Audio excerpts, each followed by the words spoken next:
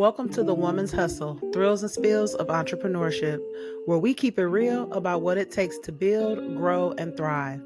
Here, you'll hear the unfiltered journeys of women entrepreneurs from everywhere. The wins, the setbacks, the lessons, and the behind-the-scenes truths of aligning, starting, and scaling our businesses with purpose. Because let's be real, this road ain't always pretty. From battling self-doubt to juggling responsibilities and facing the pressures to have it all figured out, this hustle can be pretty heavy. That's why this space exists, to fuel you with the motivation, drop strategic gems on the topics that matter most, and remind you you are not in this alone. This is the Woman's Hustle. Hey, y'all. Welcome back to the Woman's Hustle, Thrills and Spills of Entrepreneurship. It's your girl, Coach K, tuning in with another dope session and conversation. Listen, if you have not done so, please make sure you have subscribed to Upgraded Mindsets Media here on YouTube. If you are listening on your favorite podcast streaming platform because someone sent you this phenomenal episode, then make sure that you are favoriting the Woman's Hustle so you don't miss the next episode that is going to be just as phenomenal. All right. So you guys know I love talking about the thrills and the spills because we don't talk about that enough when it comes to our journeys of becoming business owners as women. And I have a guest with me today that is going to really help us dive into that a little bit more. And I'm super excited to chat with her. So I'm going to allow her the honors of introducing herself. Hello. Hello, Coach K. How are you today? I am well. Thank you so much for blessing the Woman's Hustle today. Tell the listeners who you are and a little bit about you. My name is Kira Hartley Klinger. I am an entrepreneur, business owner, and author. I started very late in life in this journey. I didn't get started until I was 40, newly divorced, raising the last of my 3 kids. I always side hustled along the way to make money, but I didn't really have any job training. I didn't go to college. So I really found myself in a position of, oh my God, I got to make money. What am I going to do? So yeah, started when I was 40. I'm 58 today, still going strong. Period. Love it. I love it. Yes. And I loved your story when we chatted for the first time because I think it's important for us to hear like the real raw and uncut story. Like you didn't come from entrepreneur family. You didn't come from, people that were already making 6 figures. You literally had to start fresh with a family. And I really think that that is a lot of us women out here that are worried about starting over. So I would love for you to just share a little bit about that backstory from when the divorce became final and, what you do actually and what you started doing. I'd love for you to share with the listeners about that. So when I got divorced, I was always a stay-at-home mom. I wanted to be everywhere my kids were. I wanted to know what my kids were doing all the time. I was not the most well-behaved teenager. I understand. Set out to be pretty involved. And, but one income has always been tough. And with neither my ex-husband nor myself having college educations, we started at the beginning from the ground up. We drowned in debt forever. I didn't get out of debt until a couple of years ago. I mean, that's a long hike. But yeah, so when I was married, I cleaned houses. I had like 20 clients. I was great at what I did, but I hated every single second of it. But it allowed me to be present for my kids. Yeah. So when I got divorced, I years ago, I had given myself permission. We had this big move and I told myself, you do not have to clean other people's toilets anymore. Do something different. And so I did, but it wasn't that much more glamorous. I was a substitute in the cafeteria at the elementary school. And then eventually I was hired on the playground of all places. I worked on the school playground for 7 years, blowing a whistle, nothing glamorous. Yeah. But when I got divorced, that wasn't even going to come close to paying the bills. Yeah. Not even close. So luckily, having that type of job, I had my summers off. And so I had already kind of been dabbling. One of the other little side hustles that I'd been playing around with was buying and selling. It was kind of a fun day for me and my friends. We'd go to auctions, we'd find things for the home, or I would buy something. Oh, I wonder if that's worth money. I could get it for cheap. So yeah, I started to make money a few years prior to that, just on random things. So I was like, okay, well, I've kind of already started this. Can I Yeah. make it go, So I started to go to auctions more. I would go after school, after my playground shift was over. I'd go on the weekends. And I think it took me 4 years before I was good enough to go full time, to quit blowing whistles on the side.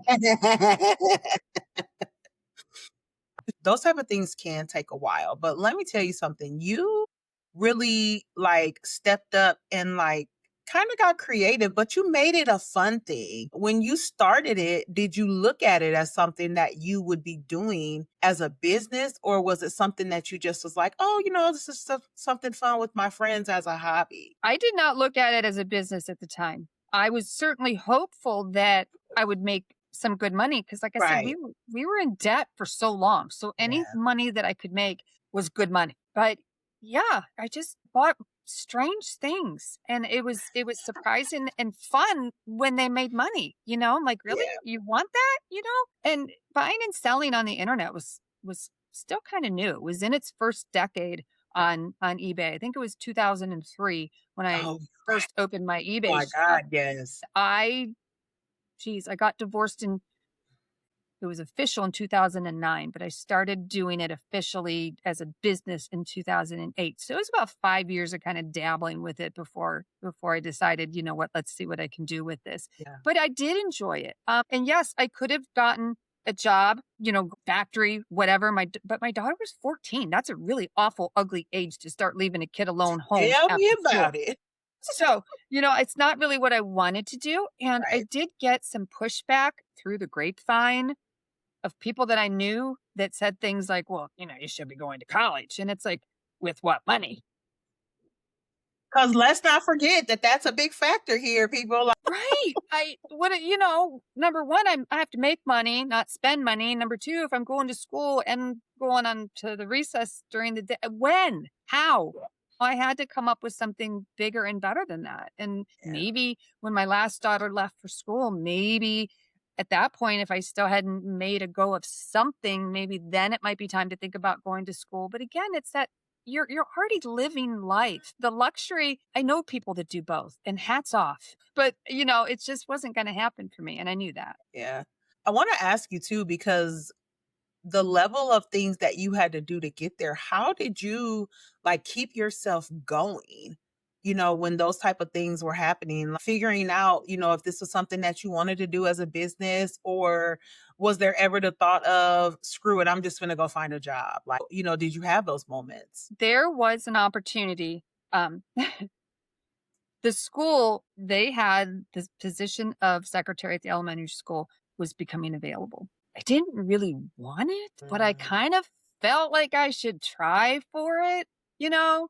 And it yeah. was, gosh, I made the biggest fool out of myself. It was right after the divorce and things were still really fresh and still really raw and I was easily emotional. And I knew the principal and the vice principal. I saw them every single day. I worked in the office, we knew each other. And I went in there for that interview and I got emotional. So they were like, well, why do you think you want this job? And then it's just like, well, that's just, and so they like pulled me aside. I don't know. A week later, they're like, we're really sorry, but you're not going to get a second interview. It's like, it's all good. I would have Right. been really surprised Right. if you Really, you did. just don't know how you saved me with not giving me a second interview, like, for real. I really didn't want it. I honestly didn't want it. I've Yeah. always been a self starter.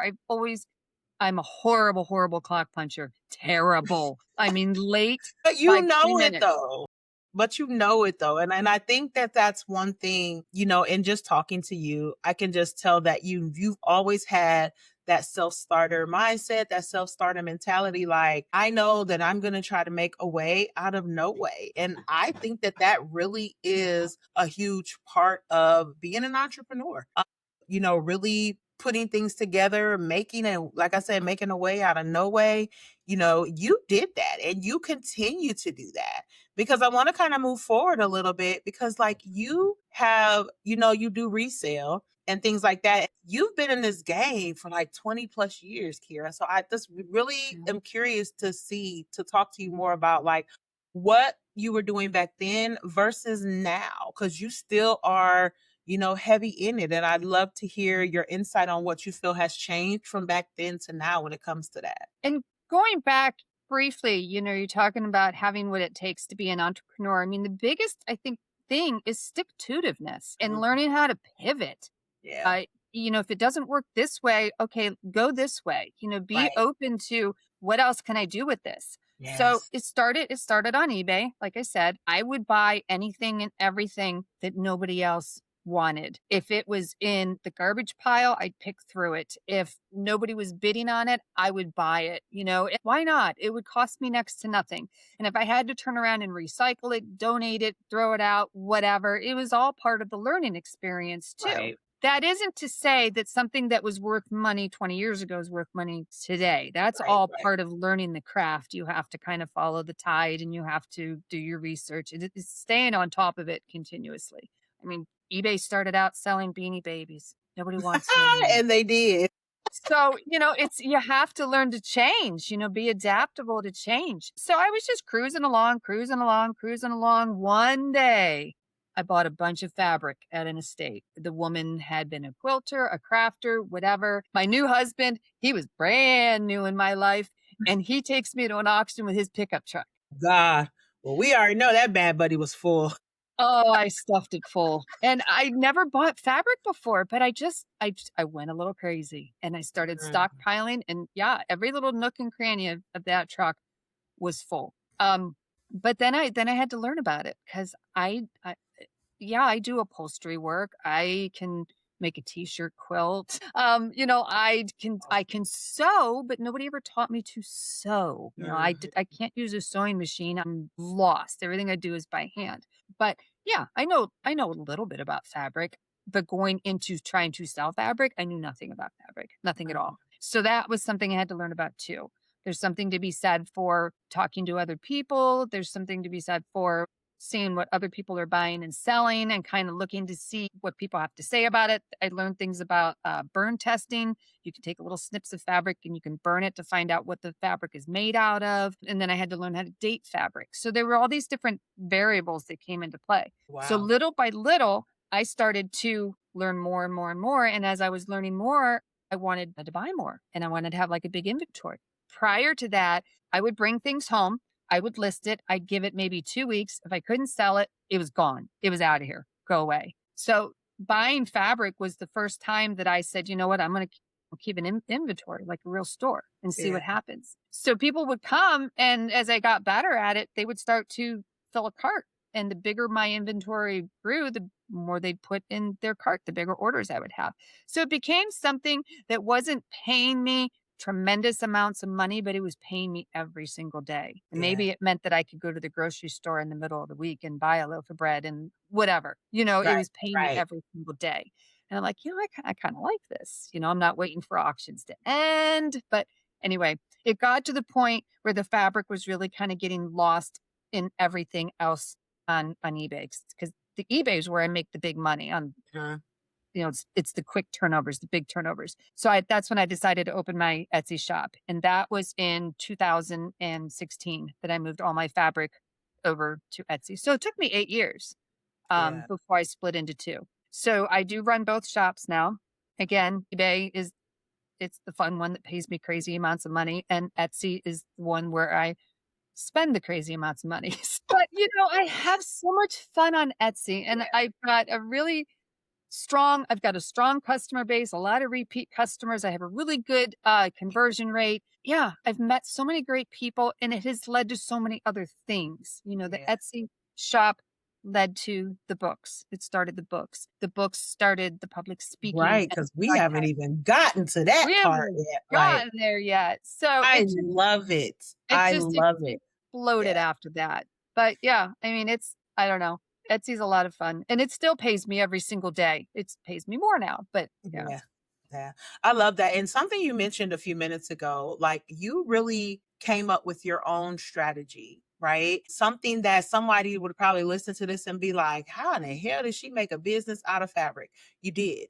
You said something like, I got more fabric and that made people want to get more fabric. They seen you had it. They're like, oh, I got to get it.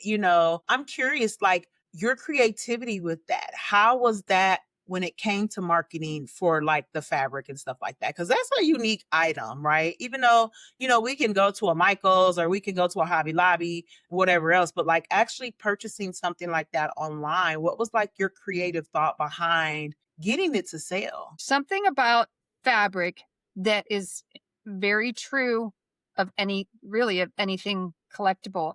It applies. You wouldn't think that it would. People would be like, oh, it's just fabric. But fabric goes out of print. Fabric becomes vintage. Fabric becomes unattainable. Fabric sparks memories of people of their childhood. When they see a piece of fabric, they're like, I had a dress made out of that. Fabric resonates with people in a way that I did not expect. And I think that I went after fabric in the beginning. Yes, it was cheap, but like anything else that I was selling, once it is an obsolete item, doesn't matter if they currently make it, it's not made like it once was, Right. So it just was a different lane. It was the same, but it was different. So what happened when I got onto Etsy, and here's where the writing got little crazy. I didn't know it was going to happen. I've always been a writer since I was a kid. That was my dream for years and years and years and years. Tried and failed for decades to write novels, finally put it away when I got divorced.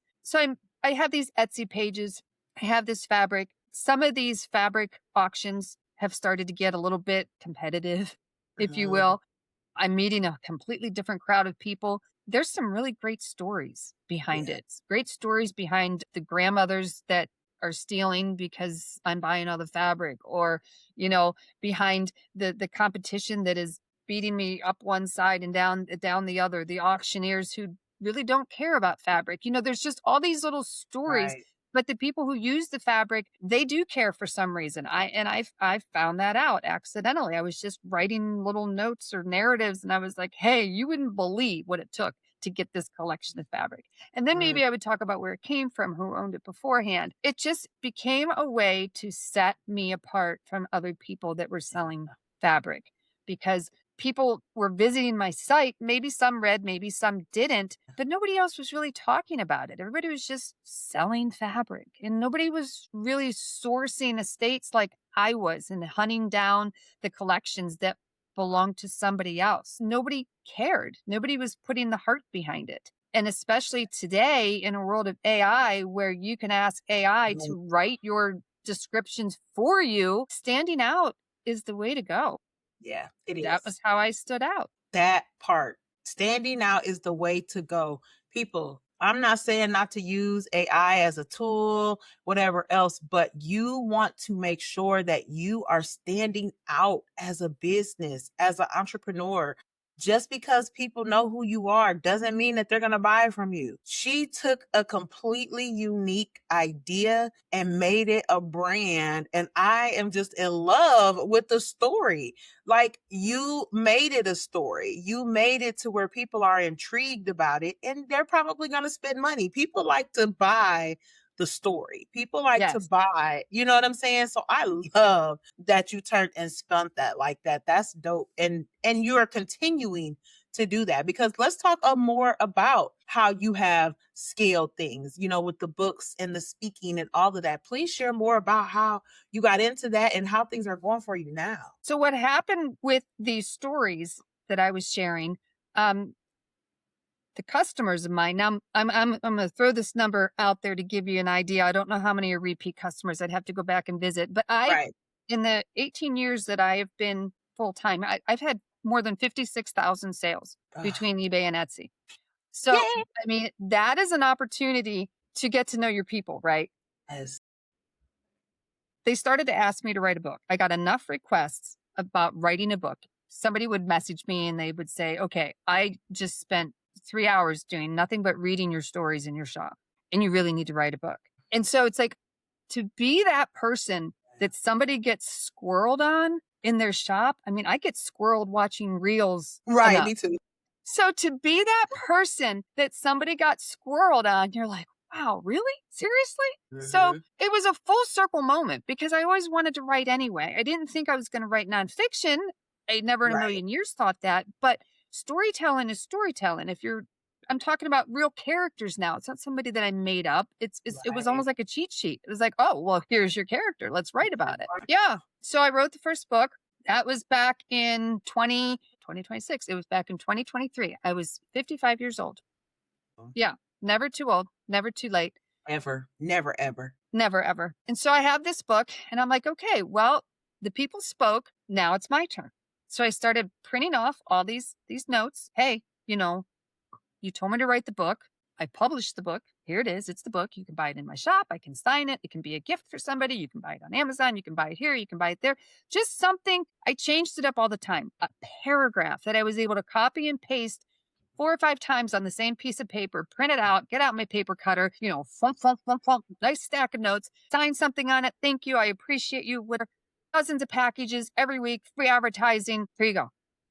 And yeah, I sold books that way. I gained more customers that way.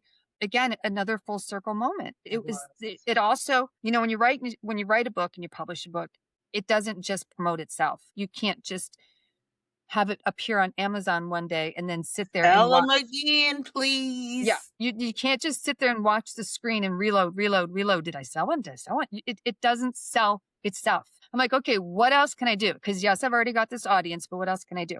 I started to think about, who does my product speak to? Okay, well, it speaks to people who make things. Okay, well, what do we have? At least in the Midwest, it's very, very huge. I know they have them elsewhere, but there are these things called quilting guilds where it can be hundreds of women, sometimes a few men, get together once a month.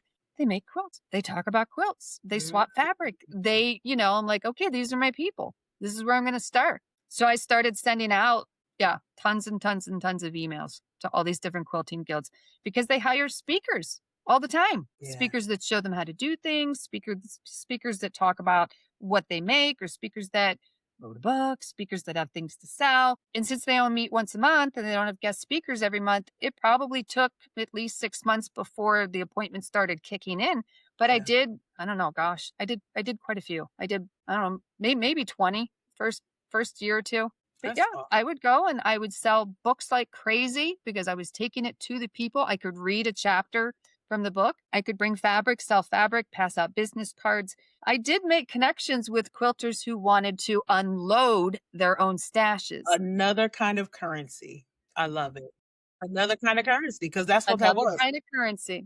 Exactly. Yeah. Your story is so unique. I love it. But you have just dropped so many gems when it comes to strategy and marketing and advertising. Like, I love the free advertising that you did. I love that you are really a walking testimony of being creative, sticking to what it is that you want to do, and enjoying what it is that you want to do. Because, we want to start businesses, and I teach this all the time, being purpose driven in your business, being purpose driven and being passionate about it. You may be passionate about it, but it doesn't mean that you need to make it a business. But you've literally turned around and made it multifaceted, like in different areas, different levels, making connections and continuously doing so. Because I know that you haven't stopped. You are full-fledged. So I can only imagine what you got coming up, what's coming up right now. Because I know there's something you got to share with us and let us know. What accidentally happened with this whole thing, and I didn't even know what I was doing at the time, because this is something that people just started talking about in the last 4 or 5 years, but I was creating a brand. Yeah. And I did not, like I said, I didn't know it. I was making this circle. I was finding anything free that would help me, And so now I've got this business, and there's no fabric business out there that's like me right now. There's none. Not only do I repurpose fabric, but I also repurpose old textiles, quilts, and clothing. It's amazing what people will buy for their projects. And this is a huge generation for repurposing, recycling, upcycling. So being able to tap into that and to take advantage of that is important to know too. You have to kind of follow your audience and to see where they're going. Yep. So I agree. I have a quilting guild that is coming up. I pulled back on it in the last year. One, because my dad has been sick and I don't want anything on the schedule that far in advance that I might have to change. But it also gave me an opportunity to really explore podcasting more. I did have a producer reach out to me for reality TV like 6 weeks Mm, after the first book. She was somebody that got one of those notes in my package. So, I but love that. Look at that. That is so dope, yo. So dope. The power of determination yeah, that yeah. you didn't even want. Like you're like, I wasn't trying to do no podcast, but the power of determination and the power of consistency and you doing just something that it is that you love, cutting out a note and putting it in a package. Like, I love that. I think that's a personal touch that we're really losing in society, and especially as business owners. We have these tools that create things for us. Me personally, I still like original content. I still like, that's why I have two podcasts, because I Right. still like to do original things. I still like to have original conversations. So I think that that is awesome. But listeners, if you didn't get anything from this today, understand that the power of creativity, the power of passion, and the power of determination can put you in places that you never thought that you would be able to do, and that it's never too late to Mm-mm. elevate. I started a journey of coaching and transformation at 44. So there is never, ever a time where you can say, oh, I can't do that. I'm not able to do that. And I want to ask you as we get ready to wrap up, what advice would you give for women that feel like they may not be creative enough, or they may feel like it's too late, or they do have a product and they just really don't know how to possibly market that coming out the gate? What advice or recommendations would you suggest? Look for the little wins along the way to keep you motivated. I mean, being broke for so long, it was easy to go right to, God, I just want to make money. Yeah. But, there's it's so much more than that. There's little wins. At some point, I had to create a product for the vintage fabric, textiles, things like that, because old things have smells. And I had to Mhm. find a way to clean it, especially delicate things. So I Yeah. was able to create a product that effectively cleaned old textiles. It works in the dryer. I was on a podcast. I don't know. I can't even tell you which one it was, but I had a random woman come to my shop. She was considered a guest on Etsy, which means she had not officially signed up for an account. She was not a paid customer of mine, but she bought both editions of my book and a 3-pack. They're called Grammy Whammies, a 3-pack of my Grammy Whammies. And I know she heard me on a podcast. Uh, But for somebody to put a simple $40 in my hand entirely around something that I created, that's all me, it's like, really? I mean, yeah. somebody put $40 of their money of faith in me. And that was a little win. That's a huge win to me. I love it. I know that was a sense of fulfillment, a sense of just Mhm. inner happiness, a sense of like, I'm doing what I'm supposed to be doing. I'm aligned right here, right now, and doing what it is that I'm supposed to be doing. I love that. I think that that is so dope. Don't know a damn thing until you try. If you know that you have something that you are thinking about, something that you've done, for years, and you're like, let's see, there's nothing wrong with trying. If it doesn't work out, that's okay. But you can go to sleep at night knowing that you tried something. It may have been successful, it may not have been. But I tell you one thing, there's things that I started or tried that I'm like, yeah, this is not for me. But I still have that sense of satisfaction knowing that I attempted. And that's at the end of the day, that's what I want you guys to understand. You won't know until you try. I want to thank you so much for coming on here and just bringing a unique episode to the Woman's Hustle. You are what it's about. You are Thank you. exactly what this is about, sharing your thrills and spills. And your story is phenomenal. And I just want to tell you to continue to do what it is that you are destined to be doing, girl. You are killing it. And I appreciate you being here and sharing your story. I appreciate you inviting me on. It was fun. Thank you. Thank you. All right, y'all. Listen, at the end of the day, get up, figure out what you want, take action. All right. If you are struggling trying to figure out what it is that you want, trying to get clear on anything when it comes to starting a business, learning about the ecosystem of your business, or worrying about your alignment on a personal note, then do not hesitate to reach out to me. And let's talk about how we can get you purpose driven in your life and business. All right. Thank y'all so much for tuning in. Share this with somebody who needs the inspiration to start. All right. and make sure you subscribe to the podcast. Until next time, stay empowered.